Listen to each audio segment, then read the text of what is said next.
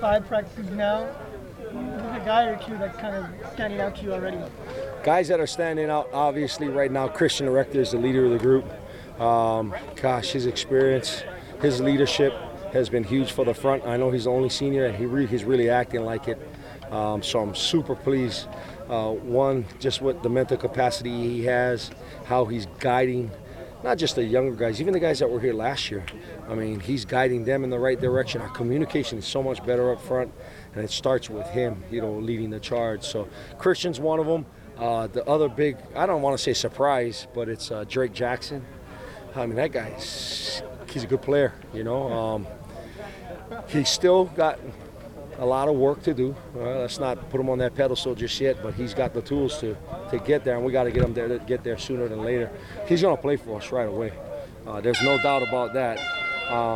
But he does things that are just super athletic, which shows just a special skill set. I mean, in his hips, in his upper body, how fluid he is. I mean, it's pretty amazing. So Drake's another one. Interior-wise, you got Steady Freddy's, which, I'm glad we don't have any school anymore. We got Marlon full-time and Jay, and those two guys are in, and they're getting things done. We're pretty good. So those are the 4 guys that stand out. I think I said 4. Those are the 4 guys that stand out to me. With Rector and Drake, you basically have to find a way to get them on the field together now? Yeah. Well, depending on the package. Sure. Right? We say this, it's competition all the way through camp, but right now we have Drake and Rec as the one ends when we're in our base package or nickel packages. Obviously, when we go to another package, Rec's the first guy in and Drake's the second guy in. And then, as we go further along in camp, when we get our third down packages and our 2-minute packages, then you'll see the quicker guys, Drake and Christian, move inside and play that. So don't worry, I'll find a way to get them on the field. Drake has to be on the field. Yeah, imagine his progress has kind of encouraged you to get him on the field, right? It kind of changed the alignment almost, where you add another D lineman because of... Yeah, and that's what Coach Clancy wanted in the spring. That was the biggest change of getting the 4-man front, getting the bigger front. Right now, we're kind of, I don't want to say we're thin, but we're running a little bit more 3 guys, 3 D linemen rather than 4 because we have to sort out some things with the outside linebackers. But I feel good. We can practice our nickel and base packages, and I feel real good with those 2 guys coming in. And then also you got Connor and you got Caleb as backup, so we're in good shape. When you get a guy like Drake, you say, man, I don't have to, with that get off and all that, that's going to make me look like a pretty good coach. Yeah, my job is not to screw it up, That's the main thing, not screw him up. No, he's, I've been lucky to coach a lot of talented dudes, and he's kind of in that category right now. Like I said, he hasn't done anything for us just yet now. I mean, Christian Rector's a proven guy. Drake's doing his thing out here. He's a true freshman, and we'll see what happens when we get through our first couple games.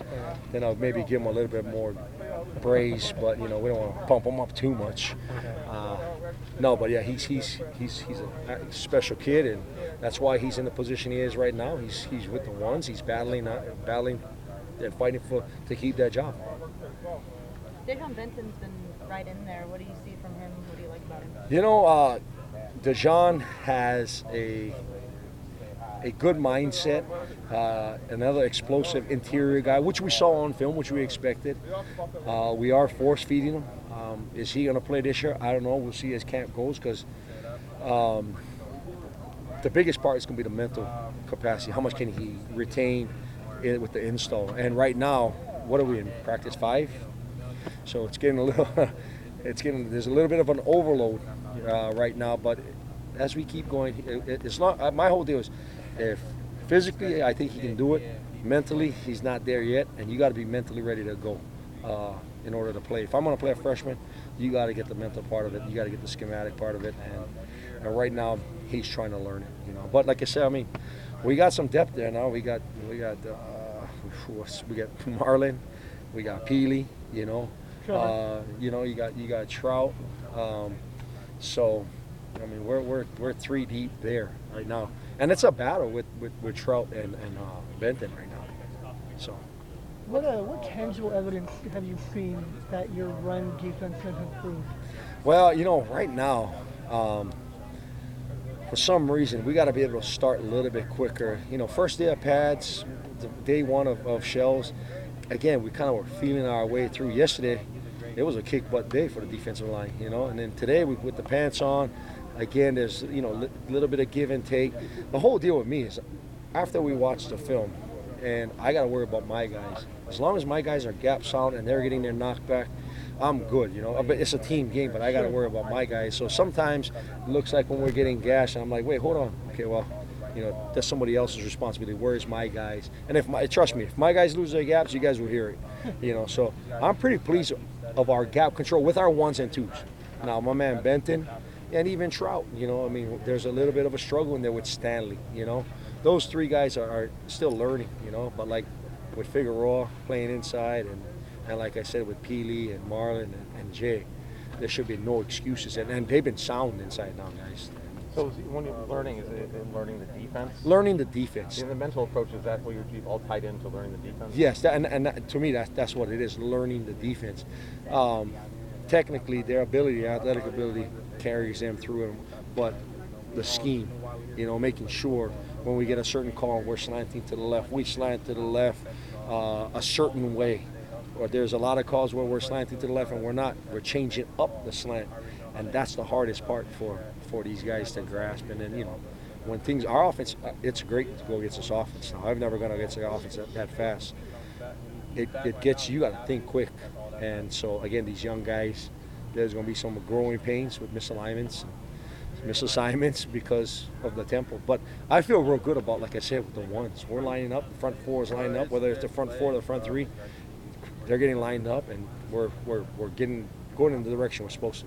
Let's see one more. Obviously, with Dejan, I'm going to stick on Dejan for some reason, but obviously you guys liked him. That's why you brought him here. But has he looked better to you than expected in these first 5 practices?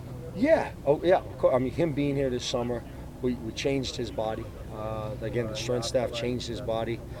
He's dropped a bunch of pounds. But the quickness, what we saw on film, is there. You know, him coming out of the hips, it's there. Now it's just, again, the focus in spring was us not stalling our feet. Well, I got to go with that with these new guys, all right, with like a Trout and a Dejan, and even continue with Stanley's actually pretty good, but just not stalling their feet, and that's something where, you know, drilling through them as we go along. Thanks, Coach. Thank you. You guys good? Thank you. Thank you.